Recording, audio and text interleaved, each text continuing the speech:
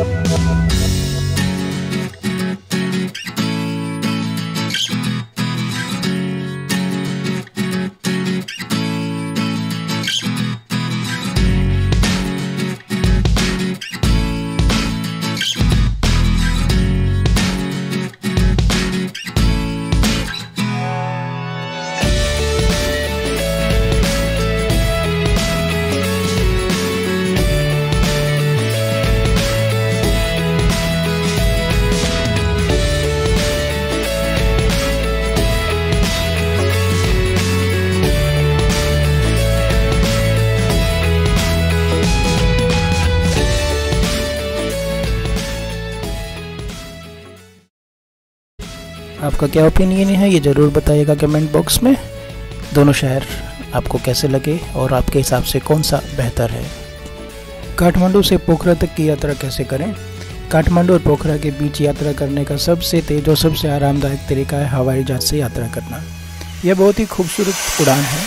खासकर यदि आप विमान के दाहिनी तरफ बैठते हैं तो आप हिमालयन रेंज के दूर दूर तक के खूबसूरत नज़ारे और बर्फ़ से ढकी हुई चोटियाँ देख सकते हैं। बुद्धा, येती और समरिक ये तीनों नेपाल की बड़ी एयरलाइंस। हवाई दूरी 146 किलोमीटर है। त्रिभुवन हवाई अड्डे के डोमेस्टिक टर्मिनल से आपको डेली कई उड़ानें मिल जाती है। यात्रा टोटल 30 मिनट की है। उड़ानें रोजाना चलती हैं। आखिरी उड़ान दोनों तरफ से लगभग 3:30 बजे निकलती है। अगर आप मुझसे पूछें कि नेपाल में कौन सी एयरलाइन सबसे बढ़िया है तो मैं कहूँगा बुद्धा एयरलाइंस। अनुभवी पायलट, बड़ी ग्राउंड टीम और चालक दल जो इसे नेपाल की एयरलाइंस में टॉप पोजीशन पे रखते हैं। फ्लाइट की यहाँ डेली सर्विस है। दिन की आखिरी उड़ान दोनों तरफ से लगभग 3:30 बजे निकलती है।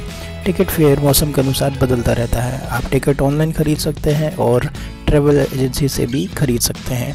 एक तरफ का टिकट का प्राइस लगभग $120 है जो कि 4800 से 10,000 नेपाली रुपए यानी कि 3,000 से 6,250 के भारतीय रुपए के बीच में वेरी करता रहता है। ट्रैवल करने का दूसरा सबसे बड़ा जरिया है बस में ट्रैवल करना। काठमांडू में गोंगबाओ काठमांडू बस स्टेशन, इसे काठमांडू का मुख्य बस टर्मिनल या फिर नया बस पार्क भी कहा जाता है। यहीं से आपको पोखरा और बाकी लॉन्ग डिस्टेंस की सभी बसें मिल जाएंगी। वर्तमान में एक टूरिस्ट बस में काठमांडू से पोखरा बस टिकट की औसत कीमत 600 से 800 रुपये है। लोकल बसेस में 450 नेपाली रुपये में आप काठमांडू से पोखरा और पोखरा से काठमांडू की यात्रा कर सकते हैं। पोखरा से काठमांडू आने के लिए बस आपको पृथ्वी चौक से मिल जाती है। ऑटो या टैक्सी लेकर लेक साइड से आप यहाँ सिर्फ 200 रुपये में पहुँच सकते हैं। रात 8 बजे ये बस पोखरा से चलती है और अगले दिन सुबह 5 बजे आपको काठमांडू उतार देती है।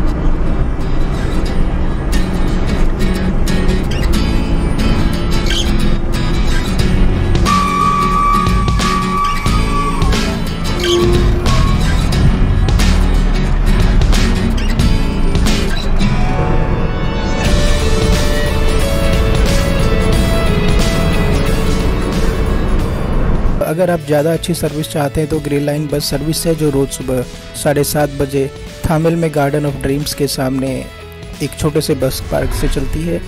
टिकट है $25 की या फिर 3000 नेपाली रुपए की, और इंडियन करेंसी में ये 1830 रुपये बनते हैं। इसमें आपको एक लंच बफे और रास्ते में कुछ स्नैक्स प्रोवाइड किए जाते हैं।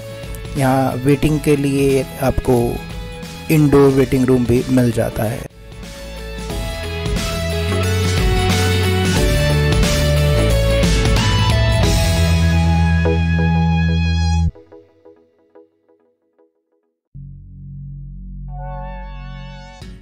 नेपाल क्योंकि एक डेवलपिंग कंट्री है तो यहाँ सड़कों का काम बहुत ज़ोर शोर से आजकल चल रहा है। इसी वजह से आपको जगह जगह मिट्टी में फंसी हुई बसें, 2 पहिया वाहन मिल जाएंगे। और शायद ये कंस्ट्रक्शन का काम ही वो वजह है कि आपको 200 किलोमीटर पूरा करने में 5 से 7 घंटे का टाइम लग जाता है। ट्रैफिक जाम से बचने के लिए आप रात में ट्रैवल करें तो बहुत अच्छा रहेगा।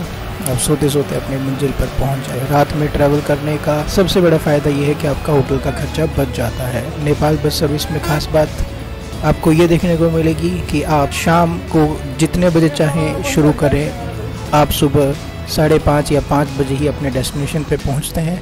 ये रात में हर जगह रुक रुक के आती है। आप यकीन करेंगे कि 172 किलोमीटर का डिस्टेंस हो या 272 किलोमीटर का डिस्टेंस हो, ट्रैवल ये पूरी रात में ही करते हैं। तो होटल बुक कराने का कोई फ़ायदा नहीं है, क्योंकि चेक इन तो आप अगले दिन सुबह 6 बजे ही कर पाएंगे। इस तरह के कंस्ट्रक्शन के काम के लिए या सड़कों की इस कंडीशन के लिए हमें नेपाल को ब्लेम नहीं करना चाहिए।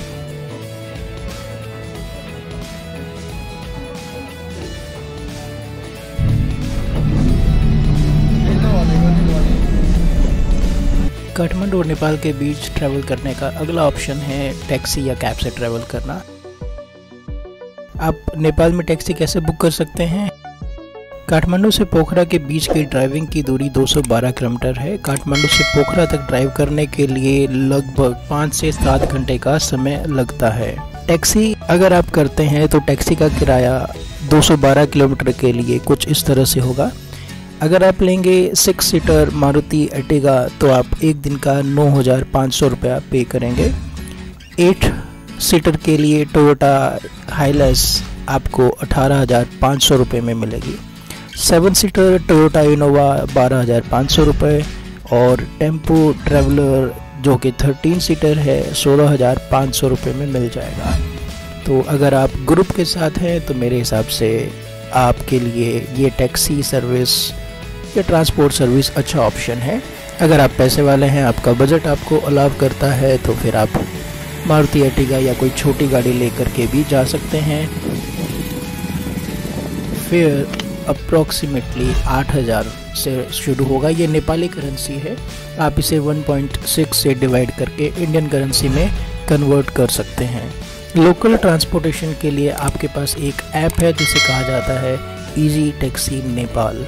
ये ऐप आप डाउनलोड करके रजिस्टर कर सकते हैं। लॉगिन करने के बाद जैसे ओला और उबर में है, आपकी लोकेशन के अकॉर्डिंगली नियरेस्ट अवेलेबल व्हीकल आपको दिख जाएंगे और उसके बाद आप उसके थ्रू ट्रैवल कर सकेंगे।